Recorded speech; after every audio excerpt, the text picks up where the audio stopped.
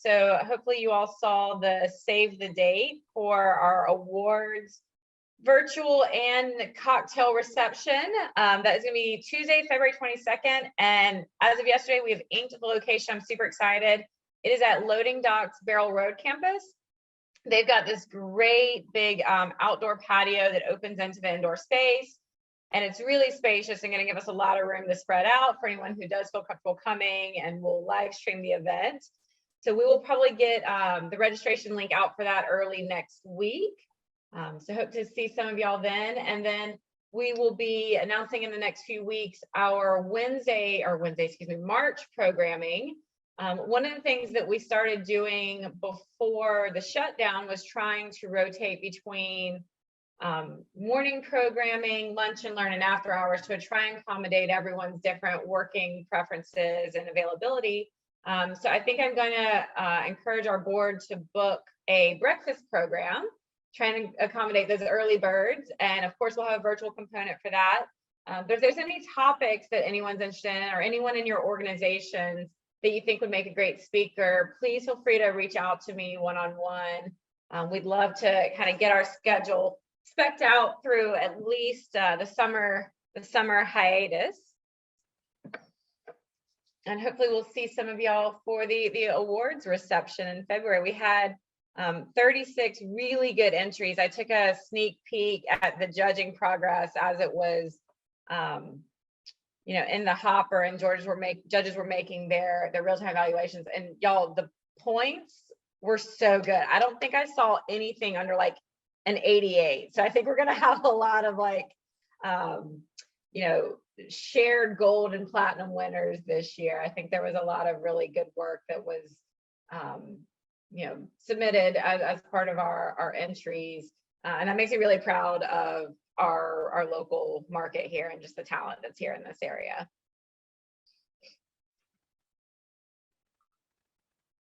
All right, looks like we've got about 16 folks in here. So what I'd like to do is go ahead and turn over the reins, if we will, to Kara and let her jump right into her presentation here.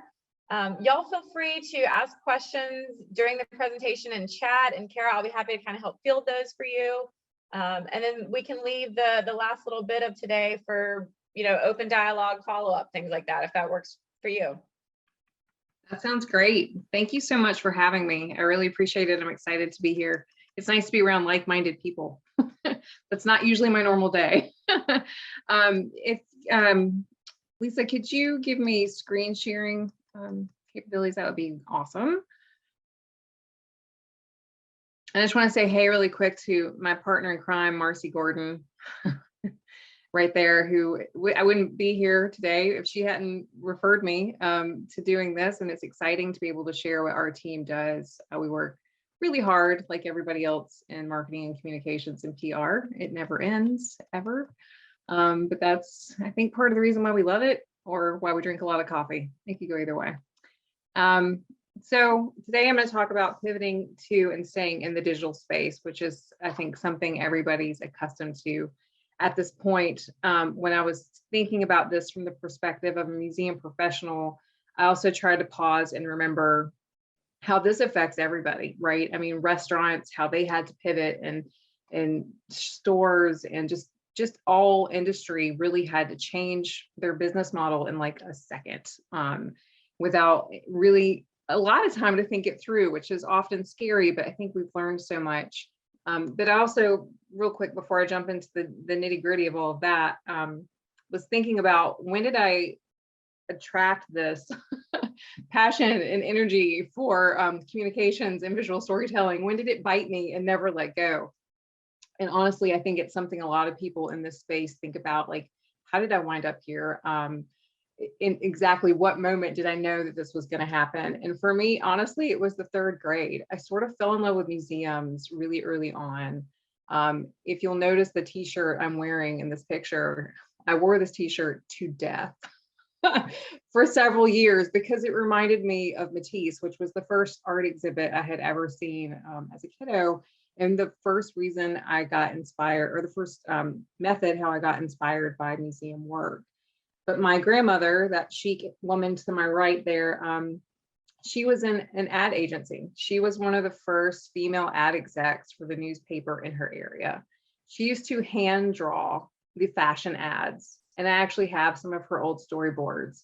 So I think genetically I was predisposed to this kind of insanity, but it's so good. It's so exciting, and I'm really excited to be able to continue doing work that I love in an industry that I really adore. But I didn't start in museums. Just to give you a quick background on me, to sort of legitimize why I'm sitting here talking to you. I started out in politics. I'm a pretty diehard political person. I get involved very easily in my passion for politics. And I worked for the North Carolina Advocates for Justice for about 3 years out of college before turning over to a really hardcore communications focused role with the Retail Merchants Associates who represent all the grocery stores in North Carolina and South Carolina, and then all the retail merchants as well. So I got to see sort of this nonprofit entity through a for-profit lens, which I think informed a lot of how I think now when I think about programming and revenue and membership and fundraising and all of those things. But I've always had a really strong passion for cultural arts or for performing arts. And so I moved to Nashville for about 5 years after the recession. As many people did, you went where you could find a job in the nonprofit. Nashville was my place.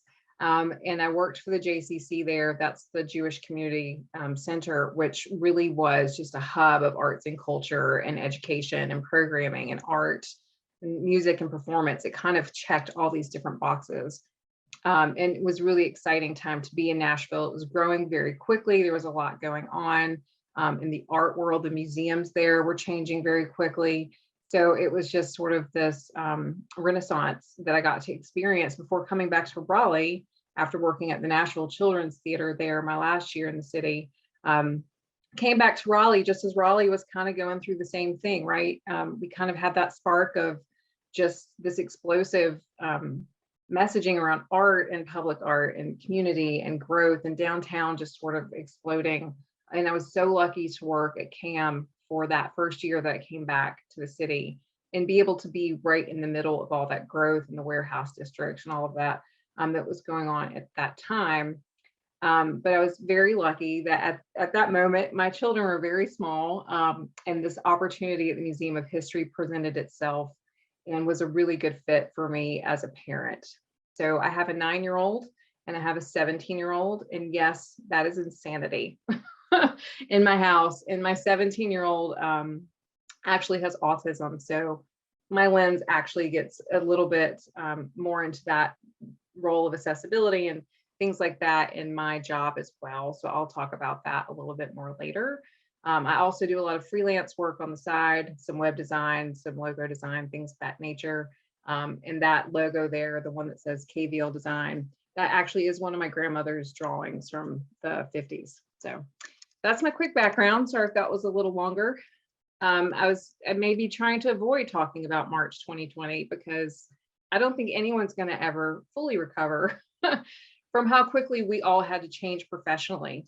And that's not even to speak to how we had to change personally, because I think we're going to be unpacking that for a really long time. But professionally at the Museum of History, we thought we were going home for a very short period of time. We thought we were going to be in this sort of pause for a month, a couple of months at most. And so we didn't really immediately go to the thought of how we're working now and how is this going to work with everybody else on the team and sort of intersecting those voices to make it work long term. At the time, we were exhibitions first. That was our major priority. It was the number one thing that people came to the museum for. It was the number one driver for membership. It was the catalyst for programming in the museum shop and all of these different layers of what we did. And so, that's pretty standard for museum, right? Exhibitions is sort of the number one thing, and then programs and events and digital sort of start to filter down from that. So that's traditional. We just flip the whole thing over in like a second. And as you can see from my little notes here on the side, wait, what happened? we weren't used to digital. The only thing we really were doing at that point that was digitally based was programming for K through 12 and educators. So, we had that experience, but it was minimal in comparison to what the demand quickly became. And then, of course, programs were very much an integral part of our membership. So we have a very social based membership, and we weren't able to do those anymore. So we're also not just trying to create programs, to engage the public. We're also trying to retain members at the same time and keep those revenue streams to support when we can get back to in person. All of these, huge challenges, but really at the end of the day, that flip of the script changed how we worked across the board. It changed how everybody worked across the board. And one of my favorite articles I read early on in the pandemic was from Rolling Stone, about museums, websites, and how they simply offered directions to the real life experience. So that was sort of our major digital voice, was the website. And all it did was really provide directions, right? I mean, it told you what the exhibits were, what the programs were, visiting all of those components, but it wasn't an experience. So not only are we having to flip programming and engagement, we're also having to flip how we use the platforms that we currently have, so that they're not just tools of messaging, so they're actually part of the experience. And then a podcast that I don't know if you're familiar with, but I think it's a great one, People, Museum Change. They compared what was happening to museum professionals and cultural providers as what happened with newspapers, and that was a huge transition, and they had a lot longer to prepare for that. We didn't have so much time. So the favorite keywords I think everybody used and still uses during this time period is adapt and pivot. So we wanted to really focus on what we could quickly adapt. As I mentioned earlier, we were already doing some live streaming through YouTube for K through 12 and educators. So we knew that we had some of the technology that we needed. We knew we had some staff members who were familiar with digital programming and how to kind of get these things up off the ground.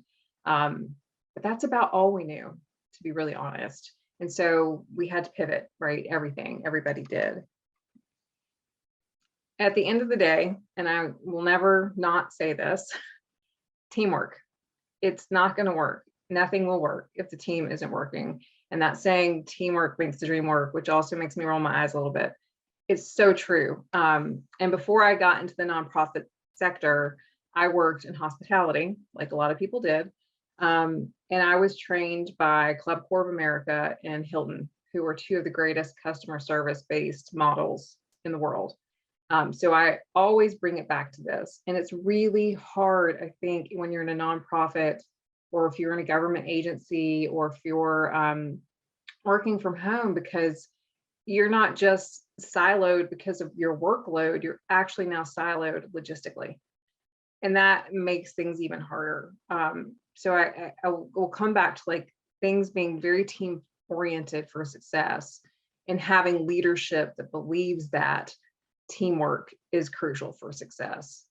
When we first started working in March 2020 together, and I use that term very loosely, this paradigm to the left is how things looked. Education, curation, collections, and exhibitions teams were the ones kind of dictating all the shots. And that tiny little circle down there that says M&C, that was the marketing and communication staff. We're just over here waiting for them to like give us, lunch and to keep us clued in and let us know what we need to put out there. The wording, the messaging, all of that, the creative. That's how it worked up until March of 2020, which isn't great. I'm going to say that's a hurdle for us. It's a thing that we have to work on institutionally. But then as things have grown, as things have changed, as we've learned from each other, things are more aligned as they are here to the right, where everybody has an equal voice, everybody's working together. We understand that we have to share information, that we have to take ideas from each other, that we're all in this together. It became a very much all hands on deck, all the time, equal opportunity, equitable conversation. Which is really amazing. I mean, I think that's how everybody ultimately wants to work, right? It doesn't happen every day, But that's ultimately the way that you want things to work so that you can get to this point of collective brainstorming. Um, there were moments where we had conversations where people who had never offered an idea or a programming concept or the idea of a traveling exhibition were now suddenly on a Zoom call with 20 or 30 other people, and they were able to say, hey, how about this? And you might not have considered that person's opinions before because of their title or where they were in the building or whatever, but now you have this opportunity to really listen to people in this really genuine way. And that was hard for some. Some of our more academic staff had a hard time with that. Me, as a marketing and communications person who doesn't have a master's in history, for me to sit there and say, hey, I think we should do a program on this, this, and this, that was a hard adjustment for them, understandably so. But we've gotten there and we've developed some really great programs. We've gotten out of our box a lot around brand identity, recognizing that and putting all this information out there and all these programs out, that everybody else is doing the same thing. So, what it looks like, and that's another thing I'll always go back to. Visual identity is so crucial because, you see the Coca-Cola font, that's Coke, right? So it's the same thing. I know that's a really old example, but it works. It makes sense. So developing these visual stories around what these programs are at their base became much more important than it previously had been. And people on the team who wouldn't normally think that way were now thinking that way, which was really exciting. The first thing we did, which was actually a pretty quick turnaround for our team, was to develop History at Home. And History at Home is a collection of different projects and different resources that we offered, from reading books to K-3 to coloring pages, crafts and recipes, putting the exhibitions online. I think at the time we had like maybe 1 or 2 virtual tours of exhibitions, and we had to, run in there and shoot as much as we could and get things up and produced as quickly as possible so that more exhibits were available online. African American history content, we had a lot of that. We were just able to kind of pull it together and package it in a much nicer way. Our podcast and our blog already existed, but under this umbrella of History at Home, people who were struggling to figure out what to do, either to keep themselves sort of sane, but also to keep their kids educated and understanding, what was going on in their pause from school and things like that. This was a way that we could do it relatively quickly.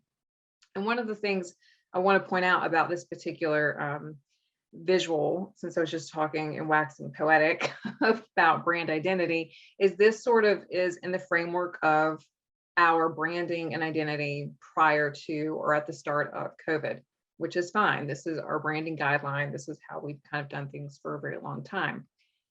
But in all these creative, collaborative conversations, we were able to kind of get out of our own way a bit and come up with things that felt a little more relevant, felt a little more fun, because people needed to feel okay and better, and like, the world wasn't a total dumpster fire.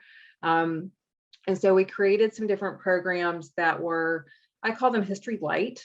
This is one of my favorite ones, History in Highballs. It's an evening program that, I think kind of tells a little bit of a story with the logo, what you're going to get there. It's very thematic around culture, food, architecture, and travel, that lighter load of history, to give people sort of respite from what was happening.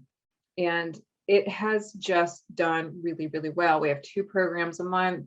It is well attended. We probably have 300 to 400 people register for each program. Of course, they're free, so there's that 30% of attrition. But we've done really well with this series. And it is sort of does give itself or lend itself to the question of, is this education or is it edutainment? But as one of my favorite people, Sarah Powers, the City of Raleigh Arts, said to me once, sometimes you just got to give them the gateway drug to what it is you really want to share and what you want to connect to with the mission. So History in Highballs, I think, really did that. History at High Noon was a program that sort of existed. So this was more of an adaptation of what we had been doing. We had a lunch and learn series, sort of like this one, that we just finessed a little bit to make it a little bit sexier and a little bit more exciting, with the new logo, with some of the content and the speakers, just to liven it up.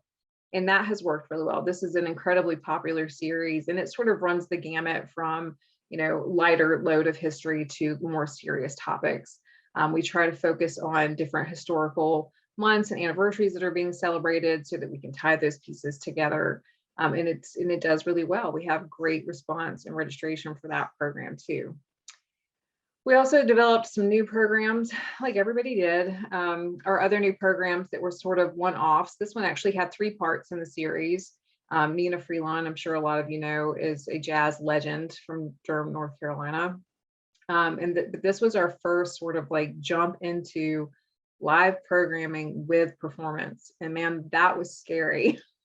That was very tense. It was really intimidating for us as an institution because we'd only ever done this type of thing in person. But it really worked, and it was really beautiful, and it was really powerful. Come Here North Carolina was our partner on that. And of course, that helped tremendously because they had tons of experience. But it just was an example of something that, we kind of just jumped in and said, let's hope this works. And it did. So I imagine that will be a catalyst for more programming for us in music. And around this time, that was probably around December of 2020, beginning of 2021. We really started to talk about, different lenses for different audiences and making sure that we were not just sort of sticking things on the wall and seeing if they worked, right? That we were really being thoughtful. So we wanted to make sure we were engaging people at different times during the day because those are different audiences. Some people are on, available to be online later in the evening and some aren't. Coffee with a Curator kind of checked 2 big boxes for us. It allowed us to have some program in the morning that was very quick. It's just a 30-minute program. You can get through that really easily with a cup of coffee. I drink mine in like 5, but that's because I have a problem. But anyway, the big catalyst for why museums exist is their artifacts, right? And their collections. So this gave us the opportunity to kind of pull that, what you would experience in the building, but putting it on the screen. And that's been really lovely to see that grow. We do one of these once a month.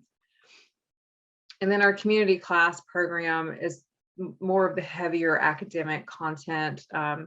It's really incredible the way this class has been built because they do 3 classes around a particular subject. So we have 3 classes around American Indian, and the audience therefore sort of expects that and is waiting for it and ready for it. So we've had really great sustained growth in this audience with continued participation. And again, heavier content, a lot of educators, I think we're excited about this, but we've seen I've heard a lot of other community members who may not necessarily come to something labeled a class, but now you're online and you're at home all the time, so why not? And then programs like our American Indian Heritage Celebration and our African American Cultural Celebration, these are really huge, large-scale events that we've done for decades that are major identifiers for us as an institution. And then we had to flip those too and put those online. And we were real unsure how that was going to work because how do you take the vibrancy and the energy of something like this and put it into a digital platform and have the same effect? Luckily, it worked. We had about 13,000 people at the American Indian Heritage Celebration this year, about 5,000 to 6,000 at the African American. So it just proved to us that we were kind of going in the right direction. We were kind of finally defining who we were in this new space and really getting good at it. To pat ourselves on the back a little bit, we do have a fantastic team and they've done a really great job. We were able to adapt some of the exhibition programming into digital, which we were worried about that. We bring in this brand new traveling exhibition around Downton Abbey fashions and clothing, and how do you keep people wanting to come to the exhibit, because now we were getting into a space where people were getting out more, but some people still didn't want to get out, but they want to experience that. So we're trying to balance that idea of having the dressing the Abbey experience, but from home. And we were very lucky to get Susanna Buxton, who was one of the costume designers from season 1 and 2, And that was big for us. I mean, we usually kind of stay in our state, right, for speakers and things like that. Occasionally for like our lecture series, we have somebody on a national level come in, but having an international speaker, I don't know that would have happened if we weren't in this digital space. I really don't. So that's a plus, you know, the silver lining of the situation. So at the end of the day, or at the end of last week, rather, as of, I think Thursday, since March of 2020, we've engaged 395,000 plus people beyond the walls, as I have read and heard many museums call it.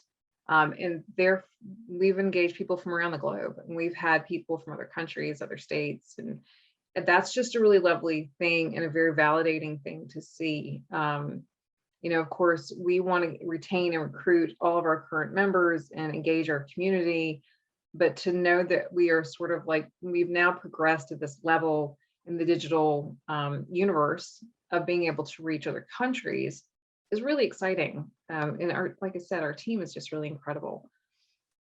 And speaking of our exhibit, Dressing the Abbey, and forgive this, I should have like a grade knocked off my paper for my fuzzy image there. That was actually a coaster that I designed for Dressing the Abbey to go around to different restaurants and bars downtown to get the word out about the exhibit. We still sold, you know, over 13,000 tickets in a time where there were 2 new variants.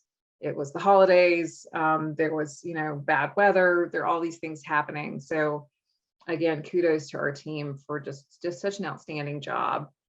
But the reason these things all work really is because of our marketing and communications people, who I'm sure that all of you can relate to, oftentimes can be dismissed. Maybe that's not the best word. Sometimes I feel like it's kind of an afterthought of like, let's do all the planning up here and the air, and then we'll worry about the marketing and communications later. But I can't stress this enough too. People have to trust their marketing and communications people. We tend to be the people that are, you know, in tune with kind of what's happening in the world on a very social and cultural level. You know, we're plugged into social media. We're a little bit more connected, maybe, or at least in my building, a little more connected to like the energy of the city, like what's going on, what are the new restaurants, where are people hanging out, what's the new exhibit that's coming, you know, what's the city of Raleigh doing, what's the new public art installation, have you seen that sculpture? Like, we're those people. Right? We're hyper. We want to know what's going on all the time. But the really important thing about that is when you're talking about developing programming in this new platform, in this new space where the majority of the audience are kind of like-minded in that way, because we live in such a visual, fast-paced, you know, society, you have to also bring your marketing and communications people into the conversation of what do we do? What's the programming? What's the content? Not just what are we writing, but like, what's the actual thing? What's the product? And why does it matter? And not just hand it to them after it's decided. And so that's, to me, the really big, huge, important shift of this whole experience, because now I have a place at the table where I didn't have before, and I'm helping create programs. I didn't help create programs before COVID. I threw a gala and, you know, had some parties, but I wasn't creating programs. It has changed things dramatically. And I'm sorry if I'm just talking way too fast because I'm over caffeinated. If anybody has any questions, I can stop for a second. Kara, you're doing great, man. Great Okay, commentary here in the chat. No specific questions. Okay, but if you'd like a breather, I do have a question for you. Yeah, sure. You mentioned a couple times that this all happened because of the team and the collaboration and everyone's commitment. Can you detail for us what some of those team roles are in your organization for people who, you know, I think on this call we have a lot of different levels and like day-to-day responsibilities. I think it'd be interesting to hear what that's comprised of in your organization. Yeah, so I mean, specifically for programming, we quickly created a digital programming committee that was comprised of educators, curators, collections management team, myself. I mean, my role as managing and creative director, I'm essentially the executive director of the support group, right? So I'm in charge of like membership. I'm in charge of, I oversee the museum shop. That we have a director of retail operations who I don't have to do anything. She does everything. You know, I'm in charge of fundraising on certain levels. I work with the foundation on fundraising. I'm in charge of the gala, museum days, things like that. So normally I wouldn't have been included necessarily in a conversation about programming.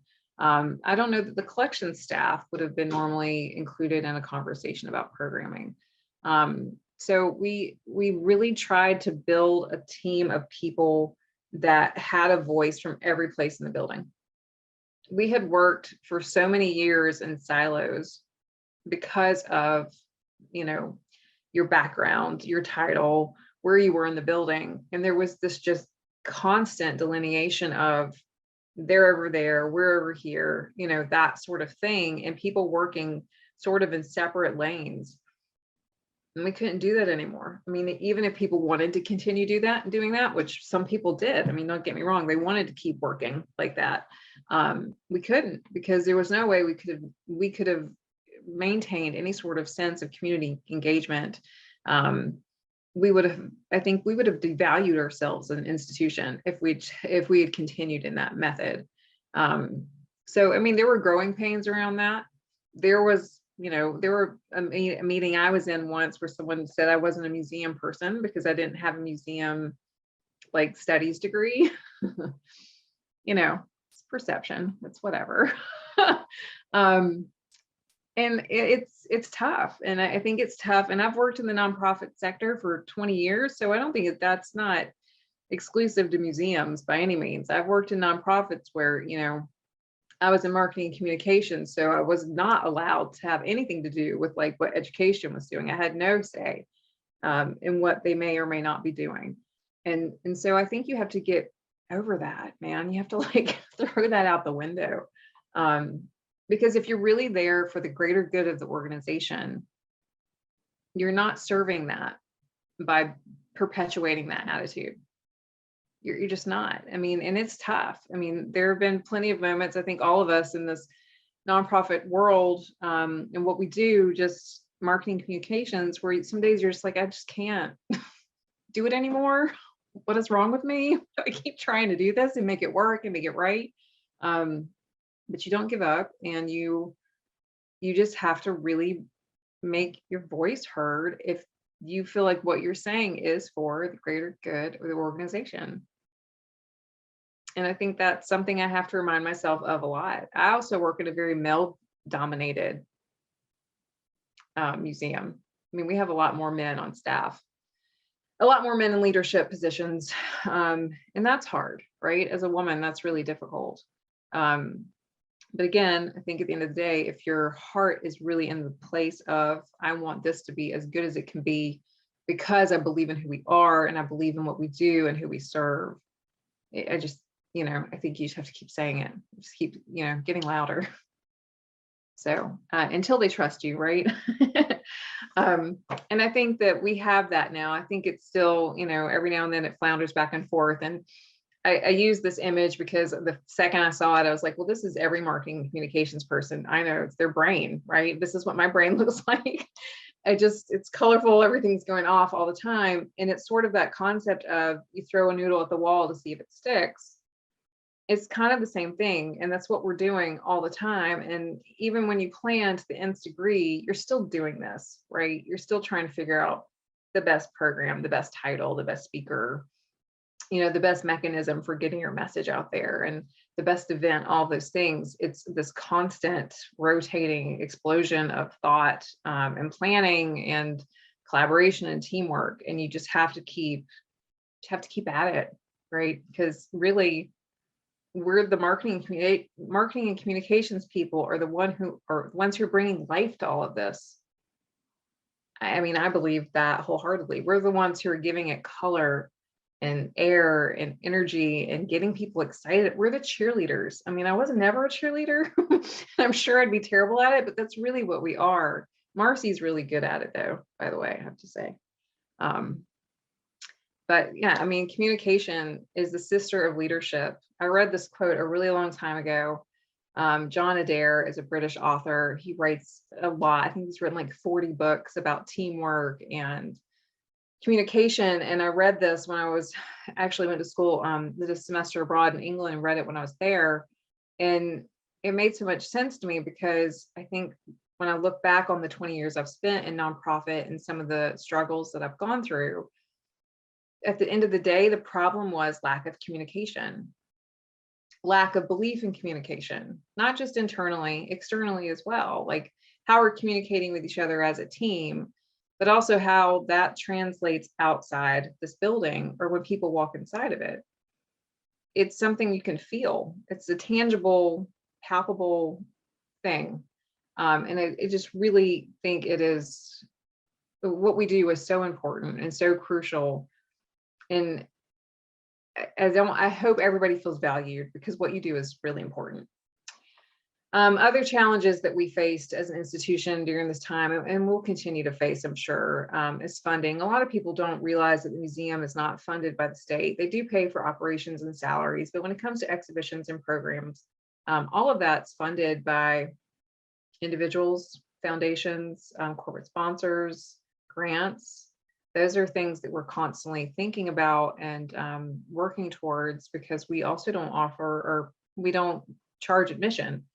So while we didn't necessarily lose that huge stream of revenue, like say the zoo did, because there was an admission for all of the, everything they did, we did lose members. We're still losing members. I mean, everybody that's member based is struggling with keeping members because audiences are fatigued and they are, they're just not engaged in the way they were because they're tired. We're all tired. Our annual gala brings about $200,000 or more in every year. It is, I think, 23 years old now. The first year, in March of 2020, our gala was scheduled for the month after. So we had a full-sized 400-person dinner gala scheduled for the month after COVID started. We shifted it to an appeal instead and raised a little under $40,000 just through a direct mail, email, video campaign, and then moved that gala into a virtual space for the following year and did really, really well. But now that we're in year 3 and everybody is Zoom fatigued and has decision fatigue, we're not doing a gala. We're not doing it online. We're not having an auction. We're just not doing it. So how are we going to make up that money? We will figure that out. We'll throw some stuff on the wall, right? And we'll make it work because it's just what we do. But people do have decision fatigue. I read an article about that recently in the New York Times. And, personally and professionally, you're not just making decisions about what program you're going to attend or what font you're going to use for a particular marketing piece or what happened yesterday on social media. You're actively mitigating your risk of health issues on a daily basis, 24/7. And if you have children or parents or immune compromised, anybody around you, it's another layer, right? So try and be really mindful of that. But Lisa, I think you said in the beginning, like there was like a pause, end of year pause, where we saw a lot of drop off too. People were kind of over it. But now things are starting to pick back up again. People are getting a little bit more refreshed, I hope, I think. I hate to say light at the end of the tunnel because we've seen the light at the end of the tunnel a couple of times and then it goes off kind of quickly. And we have to adapt to that as well. But we just have to keep hoping, right? And plugging on and looking towards the future. I think that we will always now be expected to, like many museums globally, continue to have a digital presence. We're not going to just shut off that switch, right? When things get back to whatever normal looks like, there is an expectation. We just did a survey last week, and there were maybe half the participants of the survey said they're still not comfortable going out into the world, into the museum. They're just not. And so that demand for digital content is going to stay because of COVID, but it's going to stay beyond that too, because it's just convenient. There's that convenience. There's that level of, I want to have a museum experience. I'm not near the museum or I don't have time to go, but hey, I can go do this. and it's free or it's $5 or whatever. That's going to stay. And I think that's exciting because we can make a lot of, as my counterpart Marcy says, snackable content for people relatively quickly now, because we've gotten good at it, right? We've all had to get good at it. I never thought I'd spend, literally today, I think I'm on Zoom for 6 hours. I would have never thought that, but you're just used to it now and it feels familiar and it's okay. But the reality is that one of 8 museums globally won't recover from what's happened. And we're lucky in that we are a state entity, so that's not something that we really have to worry about.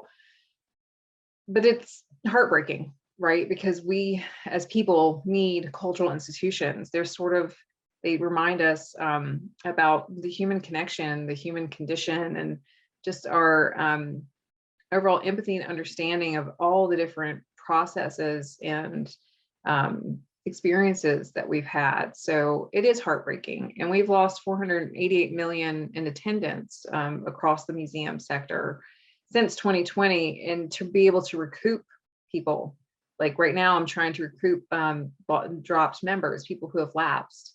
And I'm getting a lot of feedback from those people saying, well, when COVID's over, I'll renew, or my finances have changed because of COVID, right? Which is it's a reality. People don't have the same money necessarily that they had before, because now they're, like I said, mitigating other issues in their lives that maybe are tapping those resources. And then, that significant reduction in philanthropic giving, like that's huge. We have a great core base of donors who will continue to support us because they always have, and they love us. And, we were so grateful for them. But our core base of donors are all over the age of 65. So, and another way that we're thinking about digital is helping us develop that next level of donors and members so that we are sustainable long-term. And that's really crucial. That's a big part of the conversation. And another reason why people should bring in their membership people into conversations if you have membership in your association. And this is sort of the last concept I've just really been thinking about a lot. And I call this the lighthouses, because to me, you're in North Carolina, you can't really, not think about lighthouses. It's just part of our global landscape here. But the things that don't move regardless of the storm, right? It's communication, how you put them out and how they are internally. So both inside, outside, that communications piece. And to me, it's number one, 100%, always will be. Accessibility. That's one of the really beautiful things that has come out of digital programming for us as an institution. I'm sure a lot of others as well. There are people who couldn't access what we were doing for whatever reason, whether they didn't live close enough or they have, they're differently abled, whatever the reason may be. This digital world allows an accessibility level that we would not have been able to accomplish that quickly. Had COVID not been such a strong catalyst for all of this change. And the amplification of voices. I mean, I keep talking about COVID, but the other huge thing that's going on is all of these social justice matters that are, really front and center, as they should be, and allowing institutions to kind of have these dialogues around these important topics, crucial topics for our culture, in a way that we may not have been able to do quickly in person, right? Because in person, we would have been more focused on exhibits and tickets and what was in the museum shop and what the next lecture was. But now we can really say, wait a minute, okay, so this thing is happening, these riots are happening, these protests are happening. What can we do? So, like, just to give you an example, we collected some of the mural pieces. We were lucky enough to get some of the murals from the Black Lives Matters protesting in Greensboro, and help to amplify those voices by bringing in the artists who did those murals to talk about why they mattered. And that's just a very small thing. Like, as an institution, we haven't totally cracked that walnut open yet. There's so much more we could do. But again, that's something I think that from a digital perspective is never going to change now. We're always going to have that expectation. And then, of course, fundamentally, foundationally, engagement and stewardship. We can continue to engage our audiences with these digital platforms and hopefully decrease the risk of losing them once we get past this COVID moment that's ongoing, and then stewarding those relationships, in that capacity. I think that we will eventually get to a place where we have a digital level membership, because membership is going to change, and it has already changed just incredibly over the past 2 years, if not since the recession in 2008. Like, we've kind of had two huge hits as things go, but digital programming, digital content, messaging, marketing, communications, visual identity, all of those components help lay the groundwork for engagement and stewardship, and they're just crucial to everything else that you do. So that's kind of it for me. Those are all the boxes I think I wanted to check. So if you guys have any questions, I think now we're doing open floor questions, but you can also email me anytime. I'm on LinkedIn and various social media platforms, so feel free to throw a rock at me, whatever. Kara, I'll get the ball rolling. Do you have a personal favorite piece of programming that you all did in the last 2 years that you enjoyed the most? I do. So this was really fun, and it was really neat for me. You know how sometimes when you're thinking about programming or what you want to bring, of course you bring your own personal experience into it a little bit. I'm originally from South Carolina, and I lived there until I was 14, so I really shouldn't even claim that, because I've been in North Carolina forever. But I wanted to somehow start connecting what we do to a more regional basis. And I'm really fascinated with historic architecture, because I think that there's just so many layers of stories in architecture, especially in the South, and some of them not good, and some of them really beautiful and lovely, but there's just such a wealth there. So we did a program on the portrait of the Nag's Head portrait, which I don't know if y'all are familiar with, but essentially it's a portrait of Theodosia Burr that washed up on the shore of Nag's Head. But she had lived in South Carolina at this, with her husband before she got on the boat and disappeared. And he had, I guess they had met in New York, and then he had moved her down there to South Carolina. So I wanted to connect those two things together. And for me, it was just really beautiful, because not just because they're two parts of my life, but because we're so close to each other. And I feel like we tend to forget how close we are to all this amazing stuff around us. We get so like centric in our space as far as like what city we're in, or what county we're in, or we're the triangle, we're in this little island of North Carolina. And we forget how lovely like Virginia, Tennessee, Georgia, South Carolina are. And it's really important to me to kind of think beyond our boundaries, right? And to remember that a lot of people who move here aren't from here. And to use that as a constant reminder and engagement and program development, because then you just find different ways to connect places and people. I really enjoyed Preservation North Carolina's series that they've taken to YouTube, and that's an organization I've just started learning about the last couple of years, and it's accessibility, right? Like, I don't know that I would have been able to go to any in-person events, because their demographics are maybe has a little more time on their hand during the day. But I've been able to watch so much of their program, which has been so cool to learn about so many of these very cool stories of these homes and neighborhoods and communities across North Carolina that I would have never known existed otherwise. Yeah, we have one that we did for History and Highballs that's probably my second, if not tied with Theodosia Burr, with the Classic American Preservation Home Trust. So they manage Airmount out in Hillsborough, if y'all are familiar with that property. It's really beautiful, but they have 5 total properties in the trust, and we did a program on each one.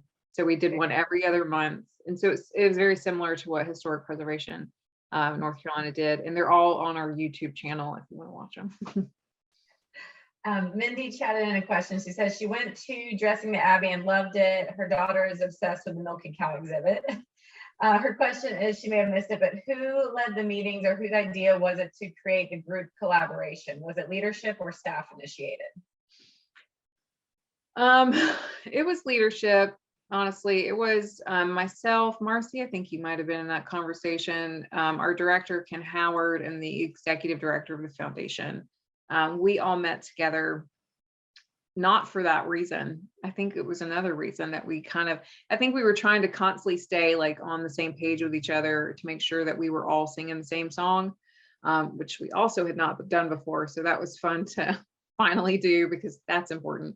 And it just came out of that conversation. We were talking about different voices and letting other people have input, because we knew we were going to have to create a lot of content relatively quickly. And to depend on the same small core group of people, A, would be incredibly too taxing on them, but also B, would not get us where we needed to be. And so we talked about who on staff would be the best person to lead this collective group so that we could get this moving.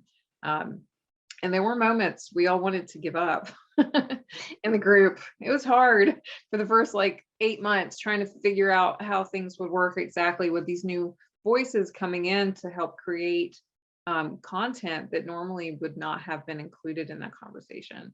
But it's really, it's been a learning process, and it's really working really well. Awesome. Marcy, I want to invite you, if you're comfortable, just to say a couple words. I think you were actually my introduction to Kara when I emailed you. I was like, we'd love to hear about the programming next year. Yeah, so thank you, Lisa, and thank you all for joining us. I just love everything Kara said. Of course, she just hit it on the nail, but a lot of it was opportunity. This is what this brought all of us, right?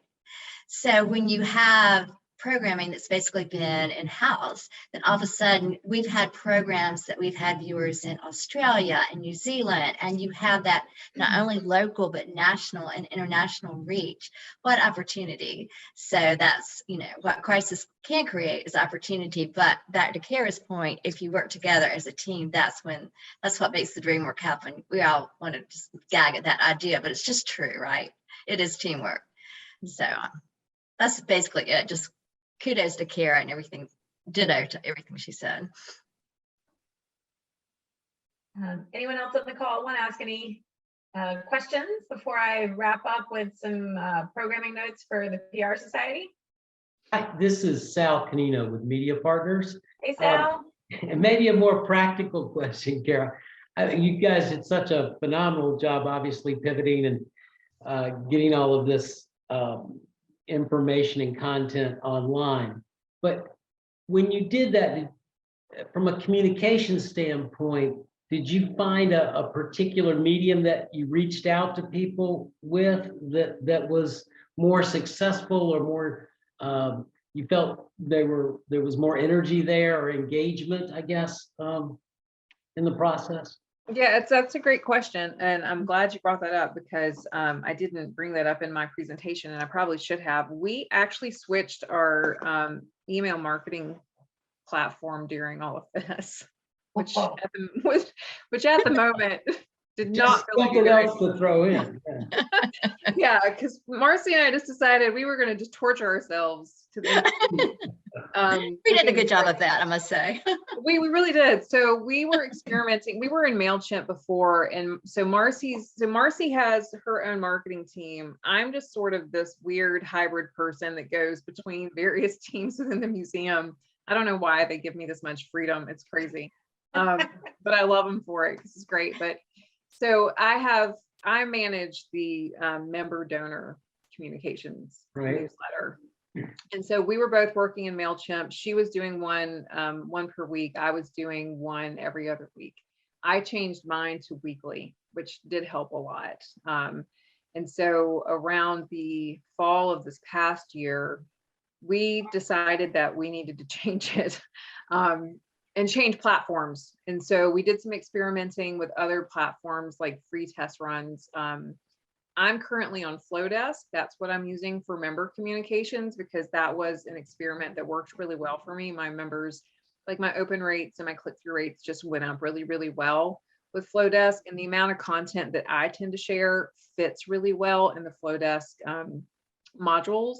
And it just has worked really well for members specifically. But for the museum, we moved them over to Emma. And I don't know if you guys are familiar with Emma. No. They're a Nashville-based company. I worked with them quite a bit when I was at Nashville Children's Theater. They're a lot more hands-on and a lot more accessible as a business model than MailChimp is. And so I really liked that with them. I always felt really good about that. And the open rate and the click-through rate has gone up like 10%. Oh, wow. Yeah, Fantastic. it's really been incredible. We do a lot of work with nonprofits in North Carolina and Virginia and that kind of thing. And so I know they've all gone through sort of the same thing, regardless of the nonprofit that you guys have gone through. So looking at some different communication tactics sort of makes sense right now. Yeah. We also found Eventbrite was a great way to promote the programs. Okay. Thank you very much. Of course. We all know we're coming up right on the 1 o'clock hour. I just want to make myself a quick note to mention a couple things. For those who weren't on right at the start, Tuesday, February 22nd is going to be our award ceremony. It's going to be a cocktail and virtual reception with a live stream component. That is going to be at Loading Docks Barrel Road campus. Lots of great outdoor, indoor space, plenty of room to spread out. So we'll be sending tickets out for that early next week. We have had 2 board member changes in the last couple months due to job shifts that kind of took them away from the industry and put them on different working hours. So if there's anyone who's interested in participating, I always tell people this is one of the most functioning boards I've ever been on professionally. I really love the camaraderie, and even though we kind of have title silos, really everyone just pitches in and helps out. So it's not a big time commitment, maybe 2 hours a month at most. So if anyone's professionally interested, or if you know people in your organization that are looking for opportunities, I would love to have conversations with them. As always, send us your job listings. We have had a lot of activity there, like everyone. I actually just got an email right at the start of this program with someone sending one over. And if you have speaker interest or people in your organization or just things that you've enjoyed in the Marcom space that you would like us to work on getting speakers for March, April, and May, I'd love to hear from y'all. So otherwise, thank you everyone for coming. Kara, Marcy, thank you so much. This was invaluable. I took so many screenshots. Thank you. Thank you so much for having me. We really appreciate it. Thank you for making us part of your 6-hour Zoom day. I cannot express my gratitude enough. This was the fun part. So thank you. Awesome. Well, thank y'all. Have a great Tuesday, everyone. Thank you, everybody.